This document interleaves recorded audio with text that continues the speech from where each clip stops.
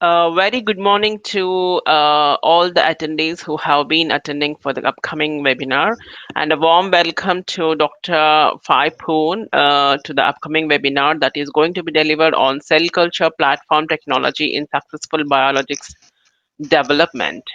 Before we get into the webinar, I'll give a brief introduction of the speaker. And yes, this webinar is being conducted from Enliven Archive, which is an open access and peer review publisher, which constrains of about 24 open access online journals.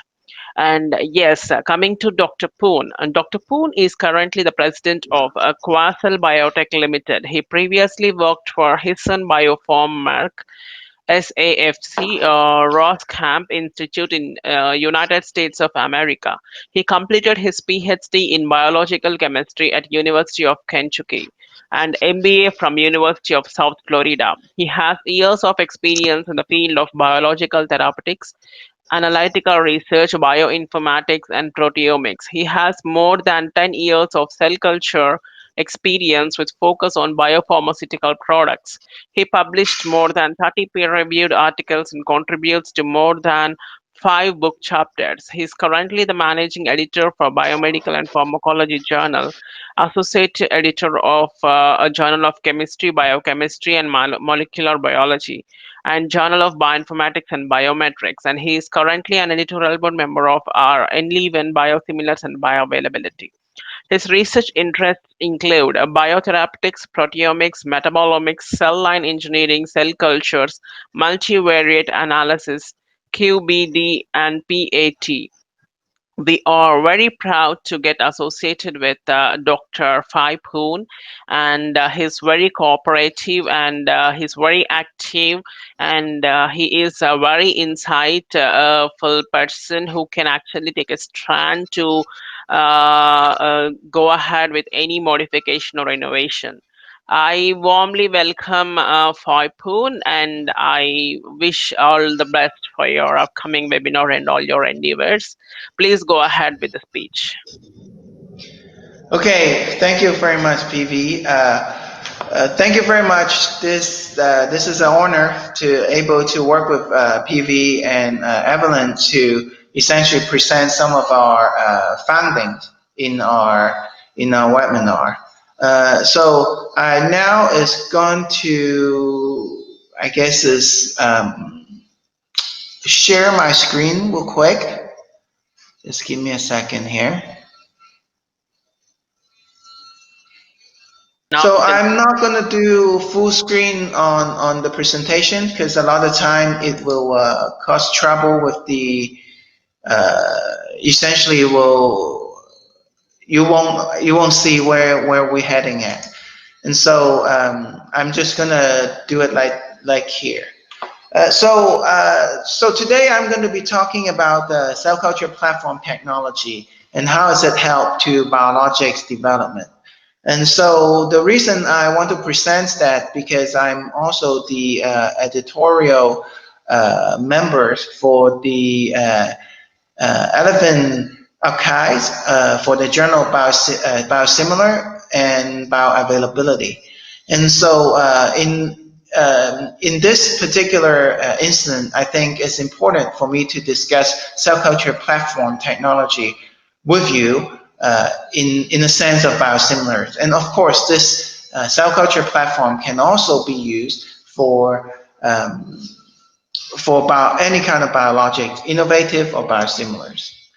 Uh, so just give you a quick introduction about Quasar Biotechnology. We are actually a very young company. We are born in 2018, January, and in that same month we established our company. We actually signed a contract with Samantha Pharmaceutical from India. And after which, because of this contract, we're able to raise our first round of angel fund in April 2018. And then after that, we signed several couple more contract on cell culture and cell line. And therefore, we're able to raise another round of fund in Zhongshan. Um, we are using this money, we established our GMP facility for cell culture media manufacturing. And 2019, we signed another contract with the Chinese government in order to establish a uh, anti-production facility. So the total investment for a facility is about 10 million US dollars. And so I think one of the questions you guys are going to ask is, what does Quascell do? What we do is doing cell culture. So Quascell means quality cells. So what we do is we provide cell culture media for our customers. And because we provide cell culture media, we provide a lot of service. For example, cell line engineering service, media development service, process development service, and contract manufacturing for cell culture media service. So all this, we're guiding our customer to use our cell culture media. Okay, so that's enough advertisement. So we can actually talk a little bit more about science or scientific strategy in China. So in 2018, our team published a paper on scientific strategy in China, starting with biosimilar platform. So in the paper, eventually we discussed three scientific strategy or three scientific platform that's necessary to develop cell culture to develop biosimilars. First one is the bioprocess technology, in which it includes the cell line, the cell culture media, downstream and upstream process. And the second part is the analytical technology, in which you will need to understand how to analyze the protein from the primary structure, high order structure, protein content, functional assay, binding assay, and how to analyze the purity. And also, what I didn't mention in here is the safety, for example, microbial, endotoxins, and such. And the last platform, which is important, is the formulation technology, which I think the buffering system, the ion exchange modifier, surfactant, antioxidant to stabilize the protein, and stabilizer to keep the protein fresh in in the formulation. So all this technology is actually very important to have to help the Chinese company to develop their biosimilars. Now in 2015, I think one of the drastic change in China is that the company is moving from biosimilar to innovative products. Now, when I say innovative, what I mean is following up biologics or me better or me too, as well as fast follow. And so this scientific strategy essentially changing the scientific requirement in China. So the platform technology we discussed actually is already very well established, and therefore it's built a very good foundation for the company changing from biosimilar company to a innovative biologics company. But because of that, the Chinese company actually require different kind of technology. So starting in 2015, the face display technology, the humanized animal technology are really in demand. But in 2019, there's another change in the Chinese landscape of biologic. Is companies are starting to commercializing the biologics. So now what they really need is QBD and cell culture platform. And so in 2019, we published another paper to discuss how QBD is a good solution for the Chinese commercial manufacturing. One of the two of the problems that we we state in that paper is that problem with the Chinese company is number one is they lack of the commercial production experience. And number two is the platform technology is very immature in China. So I give you some data on why do I think the lack of experience and the immature platform is such a problem in China. Exhibit 1 in here, you see the general. It gives you an example of a U.S. company. The people who started in the bioproduction line usually have 1.6 years of experience. However, for a Chinese company, the average is about 0.3 years. So that means this is fresh graduate who will work on a bioproduction line.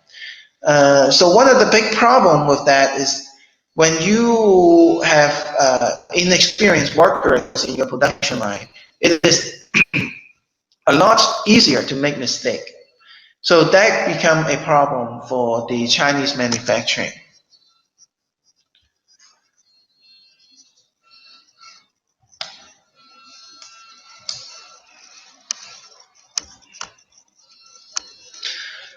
And so in order to, just give me a second here. So in order to compensate this inexperience, what Chinese company does is that they will hire more worker to do the same job as the multinational company.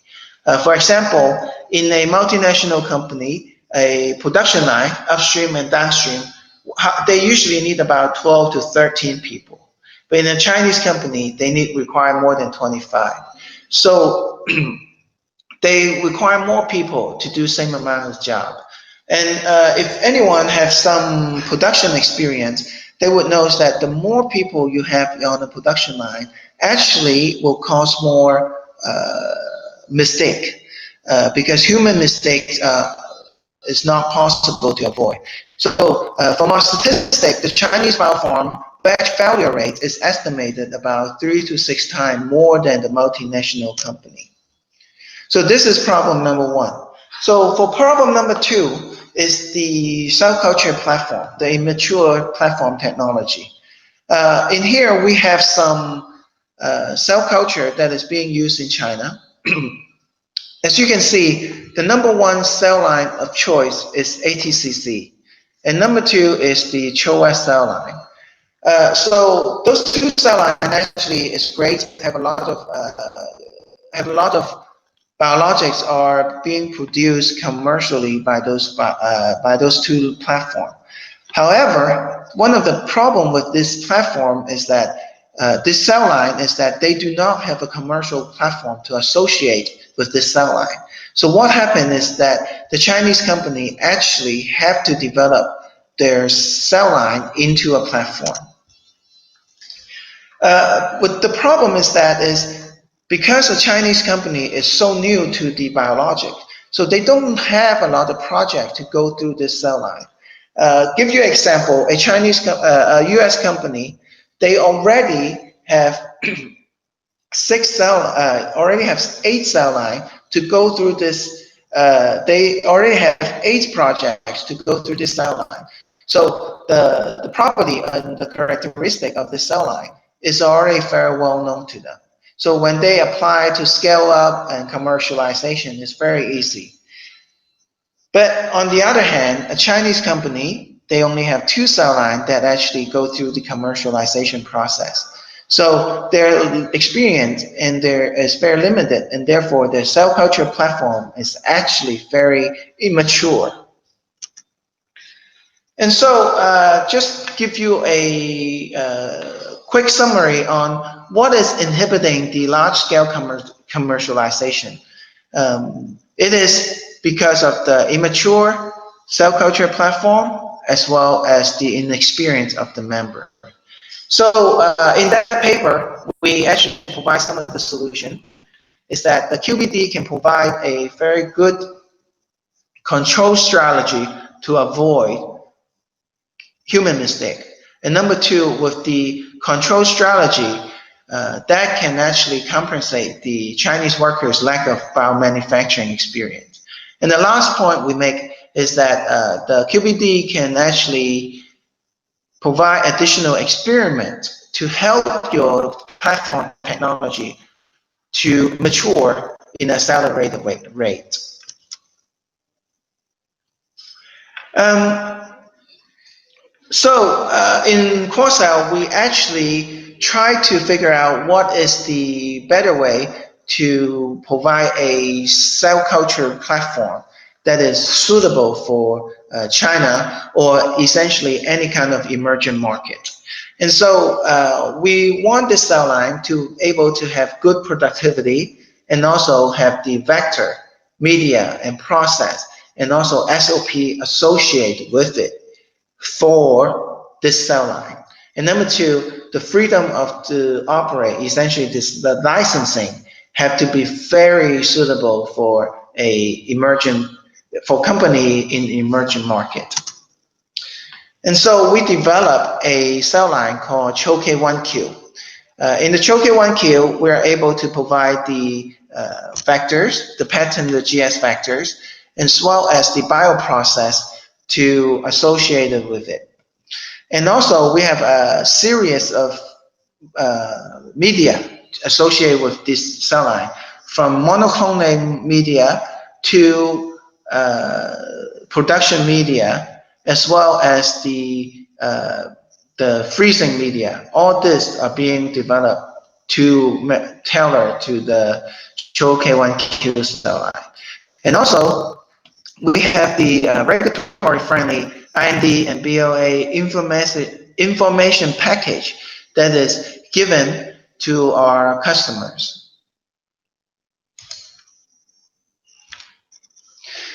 So we have what we call the complete traceability. Our cell line is from K1Q cell, K1 cell line is from ECAC, and then we bring it into China and select the clone, the single cell clone, and then do the adaptation.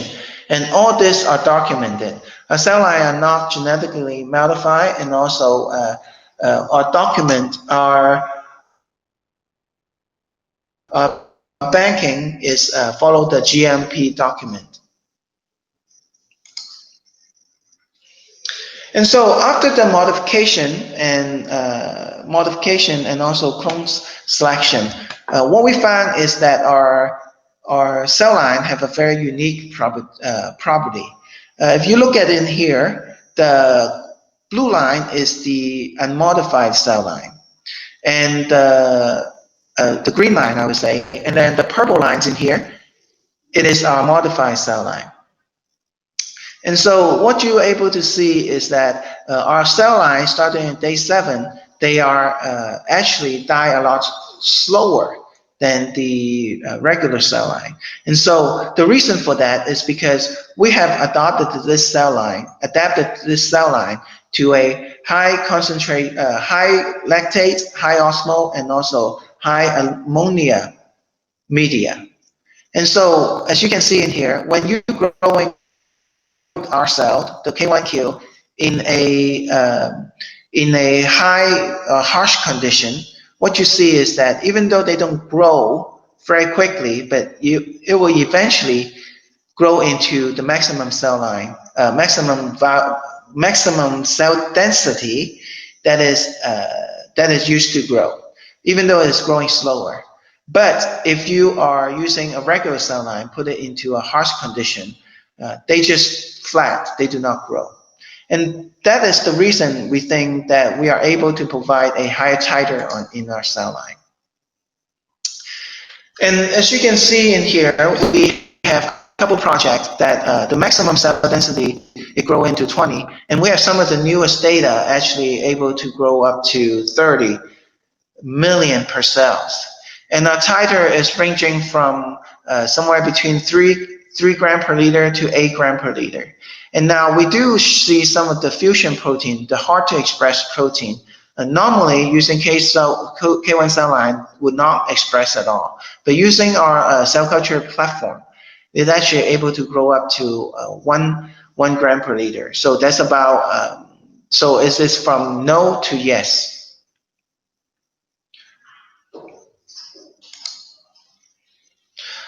So one of the quick question that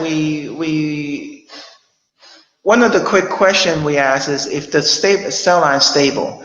So we transfected our cell line, and we're able to see that our cell line actually able to um, passage 45 passage, and the productivity do not show any kind of decrease. As a matter of fact, we have the newest data that show that our cell line able to stable for 45 passage. So that's equivalent more than 10,000 liter of fermentation. So from a production scale standpoint, it is no problem. And we also show that if you are transfecting the cell into an original K1 and our K1Q cell line, you will see about 2 to 3 times more productivity. And so the next question we ask is, does the K1 cell line and the K1Q cell line, do they produce about the similar protein? In other words, the protein quality, are they the same or are they different? So what we did was we expressed the same protein in K1 cell line and then K1Q cell line. So the K1Q cell line is the glycan profile. As you can see, it is quite different than the K1 cell line. So the next thing we do is we do a cell culture media modification, and we are able to produce the cell line into similar glycan profile as the K1 cell line. So in here is a very typical biosimilar quality adjustment that we do. So in this particular PowerPoint, what you're able to see is that the cell line, number one, is very adjustable. So it's able to adjust the protein quality through media development. And another point, take-home message is that this cell line is produced somewhat a similar glycan profile as some of the biosimilar on the market.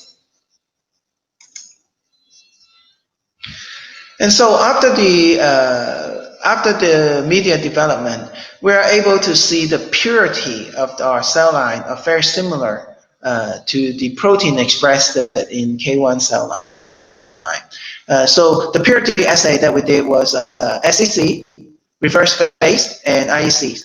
So all this essentially have no statistical significance between K1 cell line and the K1Q cell line. So what we see is that the purity, the downstream purification does not affect our cell line does not affect this quality at all. And we also run capillary electrophoresis, SDS, non-reducing, as well as reducing. And what we see, again, is very similar between the K1 line and the K1Q cell line.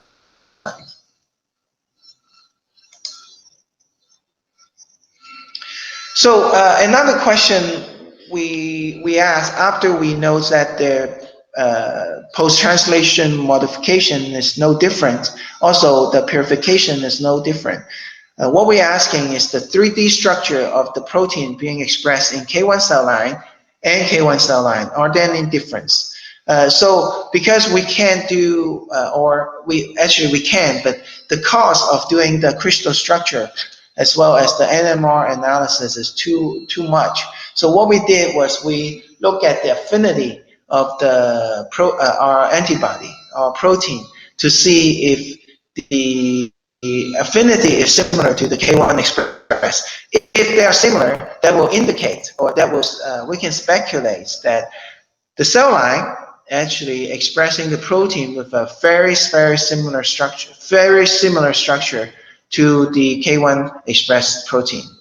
And so in this particular case, what we see is that the Fc gamma and FCA receptor and the C1q binding assay is very similar. So from this data, we can speculates that the 3D structure of the protein being expressed in K1Q and the K1 cell line is very similar.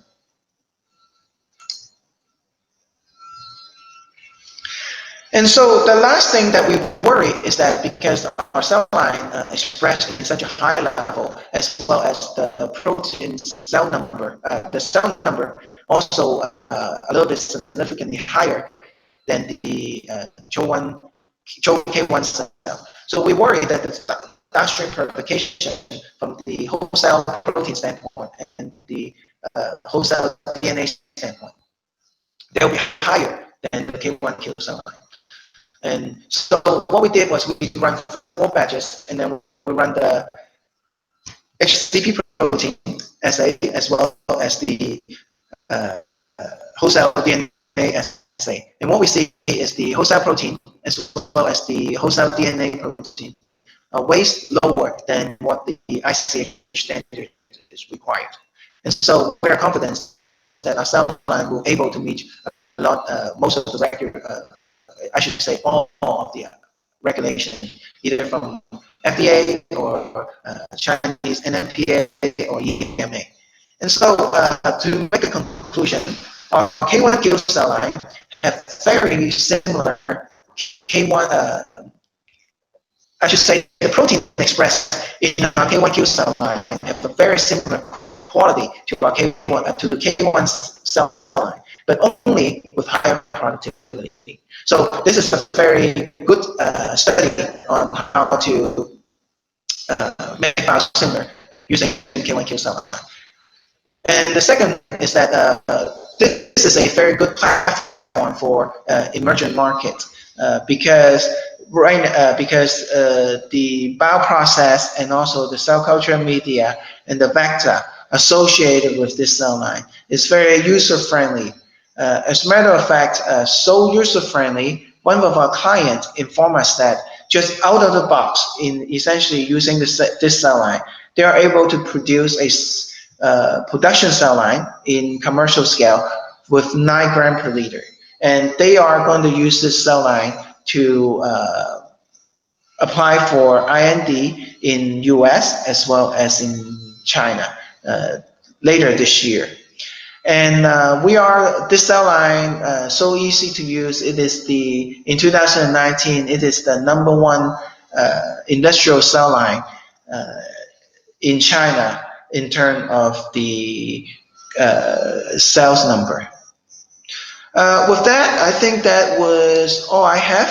And again, Quasel want to be the ultimate partner for our client. And so either academic or industry. So we are, right now, I think I'm welcome any kind of questions and to see, look forward to further discussions. Yes, that was a very insightful presentation, Dr. Fanpo. Like, yeah, the research what you have conducted is very useful for many of the people. And yes, I would also like to ask attendees if they have any questions, they can either post there in the chat or question box, or you can also raise your hand so that you will be made available to speak to the speaker. And Professor Fai Poon, can you just stop your share screening so that we can have the session? Yeah, that's great. Okay. So if you, Mhm. yeah, that's great. So to be frank, your work was very impeccable, and you have really done very hard work to do something on cell lines. So basically, what is your current research going on? So right now we are applying the same strategy to gene therapy. Uh, for example, on the 293 cell line, essentially we using the same strategy to develop a cell line that is good for virus packaging. And then for stem cells, we are developing cell culture media for stem cell freezing. Uh, I don't know if there's a lot of industrial user in here. So one of the big thing in biopharmaceutical industry is that we using what is called the bioprocess intensification. What it does is essentially, if you see my presentation, we are growing the cell at 20 to 30 million per Yes. milliliters.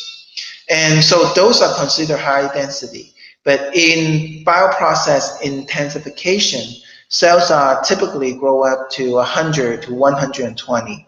So because that process requires so much more cells to begin with, so we're developing a freezing media that can freeze a high density cell line. So there's a lot going on in our lab, and we actually we're hiring we double our R&D members twice this year, and so we're looking for more collaborators. So we welcome everyone to exchange idea or maybe even stop by our lab and do some experiments.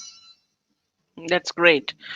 So yeah, by listening to this, attendees can actually have a hope that they can add their career values to your collaboration. So here is Right. that. So yeah, Dr. H. Poon is looking for collaborations, and also he's happy to hire people who can add up to his research. So you guys, you can just contact me or contact Fai Poon for any further clarifications on this. This is a good opportunity to, build your career with such a eminent personality like Fai Poon. I would like to also let you know that what sort of collaborations you're looking for, so that if you can have a good idea or great explanation or clarification, we can actually look into that. Yeah. So for example, we have a lot of the artificial intelligence projects. We're using a lot of imaging system to develop the cell line, and currently the software that's available for us is very limited. So we interested in hiring a lot of the computer programmer that have a little bit of the um, what I call the IT background or computer programming. Sorry, computer programmer have some biologic or biology background that can actually understand what we're talking about, and that way can actually help us to essentially analyze a lot of the images that we have, and also we look into a lot of stem cell specialists. We want to develop that kind of technology, and also the CAR T, cell therapy, and gene therapy. All these are the people that we want to have some kind of collaboration with. Uh, so we are very good at developing media, but we want experts to teach us how to grow T cell, grow stem cells. So this is some kind of the collaboration that I see we can have. That's great. So we'll also look into the opportunities, and we'll deliver you if there are any persons from our board or from our attendees that who can help you out in this particular thing and get collaborated with you. That would be So great. coming to, yeah, thank you. And so coming to the stem cells, I have heard that we can also treat autism in children with stem cells. Is that possible? I don't know because I actually study neuroscience in my PhD study.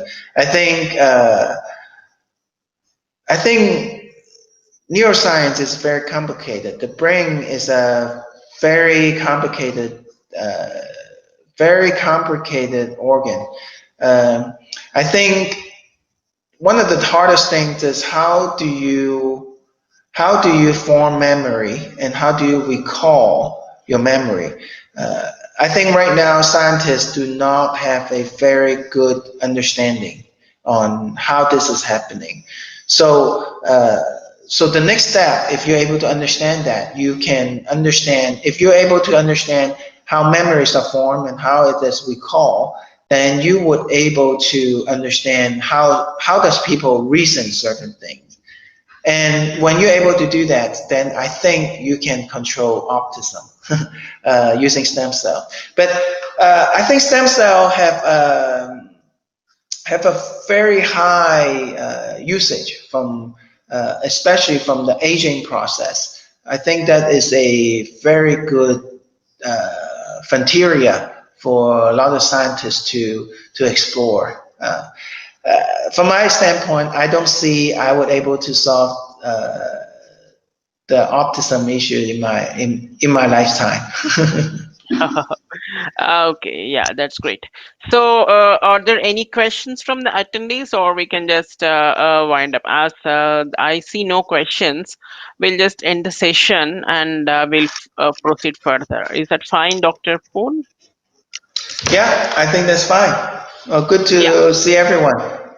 Yeah, thanks a lot to all the attendees to make their time all the way to attend the webinar. And I also deliver my sincere thanks to Dr. Fai Poon for his valuable time. And yes, we see this positive collaboration with our journals. And yeah, if you have any publication to be seeking out, if any editorial services to be provided, just let me know so that we can go ahead like that.